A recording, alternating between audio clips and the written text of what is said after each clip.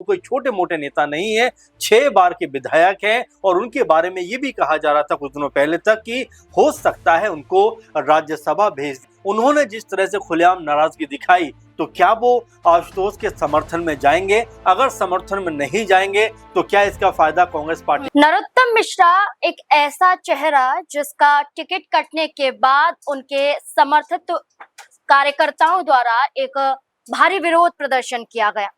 मध्य प्रदेश में नरोत्तम मिश्रा के नाम के कटने के बाद बड़ा घमासान देखा गया।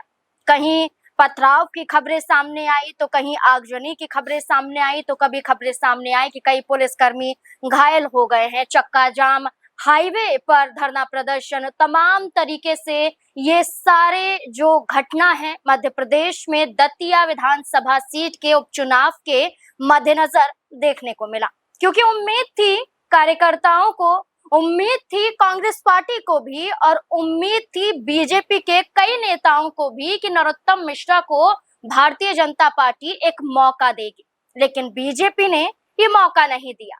अब नरोत्तम मिश्रा तो खुलकर कह रहे हैं कि वो पार्टी के साथ हैं, संगठन के साथ हैं और अपनी जिम्मेदारियों को बखूबी निभाएंगे, लेकिन अब ये देखना होगा कि क्या दतिया सीट पर होने वाले उपचुनाव के दौरान और क्या कुछ देखा जा सकता है, क्योंकि 30 जुलाई को वोटिंग होगी और उससे पहले नामांकन की प्रक्रिया है। और आज चर्चा कर रहे हैं तो इस बीच में चर्चा करना जरूरी हो जाता है कि बीजेपी के आशुतोष तिवारी और कांग्रेस पार्टी के घनश्याम खुद नामांकन दाखिल करने जाएंगे, फॉर्म भरेंगे, जमा करेंगे और इस बीच में क्या कुछ होगा इसी पर चर्चा करेंगे। मेरे साथ चर्चा करने के लिए वरिष्ठ सहयोगी अमन जी मौजूद हैं।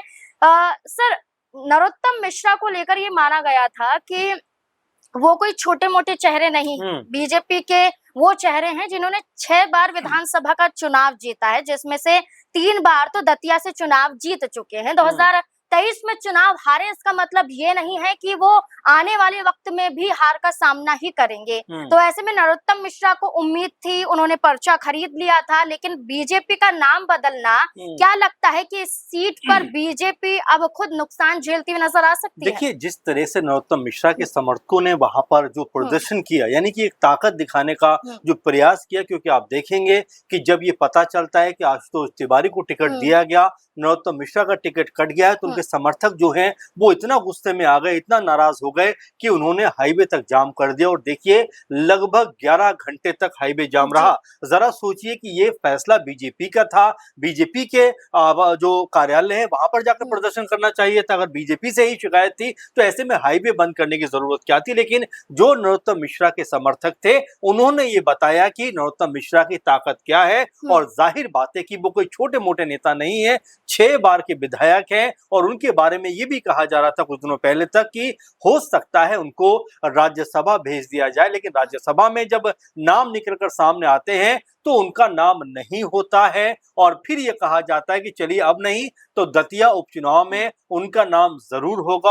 और 2 दिन पहले तक हर कोई ये मानकर चल रहा था कि नरोत्तम मिश्रा की जगह बीजेपी किसी को टिकट नहीं देगी। और आप देखिए कि नरोत्तम मिश्रा कितना विश्वास से भरे हुए थे कि उन्होंने पहले ही अपने नाम का पर्चा खरीद लिया, यानी उन्होंने बताने का प्रयास किया कि उन्हें अपने ऊपर इतना पूर्ण विश्वास है जितना शायद पार्टी को उनके ऊपर नहीं था, और इसीलिए अपना पर्चा खरीदते हैं। लेकिन बीजेपी ने जब यहाँ पर आशुतोष तिवारी का नाम अनाउंस कर दिया, उसके बाद आप देखेंगे दतिया उपचुनाव में जो हो हल्ला होता हुआ दिखाई पड़ा। जो नरोत्तम मिश्रा के समर्थक थे जिस तरह से हंगामा करते हुए नजर आए, पुलिस ने भी कहा कि लगभग 3-3.5 हजार के आसपास लोगों ने जिस तरह का हुड़दंग किया, दुकानों को बंद करने का प्रयास किया, रोड ब्लॉक कर दी और तमाम तरह से जो है पुलिस को जाम खुलवाने में एक कड़ी मशक्कत करनी पड़ी, क्योंकि 11 घंटे का जाम जरा देखिए आपकी, क्या ये जायज था, क्या ये होना चाहिए था? क्योंकि अगर टिकट कटा है तो आपको शिकायत बीजेपी से है, बीजेपी नेताओं से है, तो उनके दफ्तर के बाहर जाइए, आप वहां जाकर प्रदर्शन करिए। लेकिन रोड ब्लॉक करने से आप देखेंगे कई सारी एम्बुलेंस उसमें फंसी रही, मरीज परेशान रहे, बच्चे परेशान रहे, और एक गर्मी का मौसम है। तो इन तमाम चीजों के बावजूद भी नरोत्तम मिश्रा के जो समर्थक थे, जिस तरह का प्रदर्शन उन्होंने किया, खासकर ये बताने का प्रयास किया कि उनके बगैर बीजेपी दतिया सीट नहीं जीत सकती। अच्छा सर, बीजेपी के कई नेता और नरोत्तम मिश्रा के कई कार्यकर्ता, जिसमें से ये कहा गया कि 200 से ज्यादा उनके समर्थक थे, उन पर एफआईआर दर्ज हो जाती है। 27 बीजेपी नेता जो नरोत्तम मिश्रा के समर्थन में थे, उनके खिलाफ एफआईआर दर्ज हो जाती है। और कुल मिलाकर संख्या, जैसा कि आपने भी कहा, और इसमें जोड़ा जाए तो लगभग 5000 के करीब समर्थक बताए जाते हैं। तो भारी संख्या में दिखाई देता है कि नरोत्तम मिश्रा के पक्ष में लोग थे। तो बीजेपी को ये यकीन होना चाहिए, जब इतने कार्यकर्ता, इतने समर्थक उनके यहाँ नजर आ रहे हैं, तो उपचुनाव में भी उन्हें समर्थन देंगे और वो कहीं ना कहीं उपचुनाव भी जीत सकते थे। देखिए नाज़मीन, दो बातें। पहली बात तो ये है कि जो कहा गया बीजेपी की तरफ से लगातार ये खबर निकलकर सामने आई, हालांकि इसकी कोई पुष्टि नहीं हुई है, लेकिन ये बातें निकलकर सामने आई कि नरोत्तम मिश्रा को लेकर बीजेपी ने बाकायदा एक सर्वे कराया था दतिया सीट के ऊपर। वहां पर उनका जो अनुमान था उसके मुताबिक ऐसा लगा कि नरोत्तम मिश्रा को अभी भी जमीनी स्तर पर लोग पसंद नहीं करते, और इसी एवज में बीजेपी ने अंत में जाकर उनका टिकट कट कर दिया और आशुतोष तिवारी को टिकट दिया, क्योंकि लगातार 3 बार से आप वहां के विधायक थे, गृह मंत्री आप रहे, उसके बावजूद भी अगर लोगों ने आपको हराया तो इसका मतलब जमीनी स्तर पर आपके लिए कहीं भी माहौल नहीं था। लेकिन उससे बड़ी बात की जो आप बात कह रहे हैं कि जो समर्थक 4 से 5 हजार उतर आए, देखिए 4 से 5 हजार समर्थकों को उतरने से चुनाव नहीं जीता जाता, क्योंकि लगभग 4.25 लाख के आसपास जो मतदाताओं की संख्या है दतिया के ऊपर दिखाई पड़ती है। तो ऐसे में महज 3 से 4 हजार, या चलिए 5 हजार मान लिया जाए, तो उनके सहारे वो चुनाव नहीं जीत सकते थे। अगर ऐसा ही होता तो 2023 में वो चुनाव नहीं हारते। लेकिन हाँ, जिस तरह का हुड़दंग हुआ और जिस तरह से लोगों को परेशानी झेलनी पड़ी, उसको लेकर भी ये सरकार के ऊपर भी सवाल उठे, प्रशासन के ऊपर भी सवाल उठे कि अगर ऐसा कोई और नेता करता तो फिर क्या उनके ऊपर कोई बड़ी कार्रवाई नहीं होती। हालांकि तमाम जो कार्यकर्ता है, तमाम जो नेता है, उनके ऊपर मामले दर्ज हुए हैं, लेकिन क्या वो मामले वाकई उनके ऊपर ठोस कार्रवाई होती हुई दिखाई पड़ेगी, या ये मामला सिर्फ दिखावा करने के लिए दर्ज किया गया, ये भी जो बात है वो विपक्षी दलों की तरफ से उठ के आ रही है। क्योंकि जिस तरह का हुड़दंग यहाँ पर होता हुआ दिखाई पड़ा, क्योंकि ऐसे मामलों में अमूमन पार्टियों को लोग दोषी ठहराते हैं, पार्टियों के खिलाफ बयानबाजी करते हैं या प्रदर्शन करते हैं, लेकिन यहाँ पर तो हाईवे के ऊपर हुड़दंग होता हुआ दिखाई पड़ा। और इसका सबसे ज्यादा खामियाजा या सबसे अधिक परेशानी जो थी,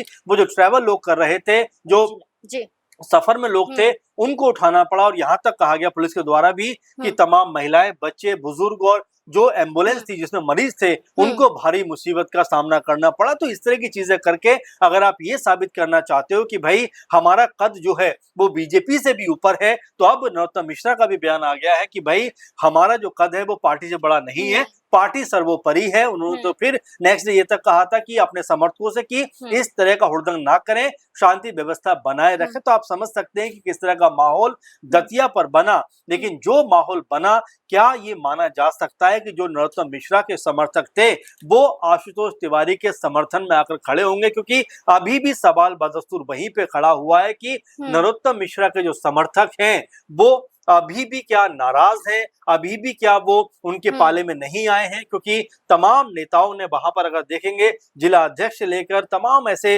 नेताओं ने इस्तीफा दिया और जो है सवाल खड़े किए। तो ऐसे में ये माना जा सकता है कि नरोत्तम मिश्रा ने कहीं ना कहीं ये बताने का प्रयास किया कि उनके बिना दतिया उपचुनाव में जीत हासिल करना बीजेपी के लिए बहुत मुश्किल है। अच्छा सर, नामांकन की बात करें और नामांकन आशुतोष तिवारी का, क्या लगता है कि जहां नरोत्तम मिश्रा ने अपने कदम पीछे खींचे और ये कहा कि उन्हें पता चल गया है कि उनका कद क्या है, वो इतने ताकतवर या इतने बड़े नहीं है जितना वो सोच रहे थे। उन्होंने भी खुलकर मीडिया के सामने ये बात कबूल की कि एक वक्त पर बड़े नेता थे, लेकिन आज उनका कद घट गया है।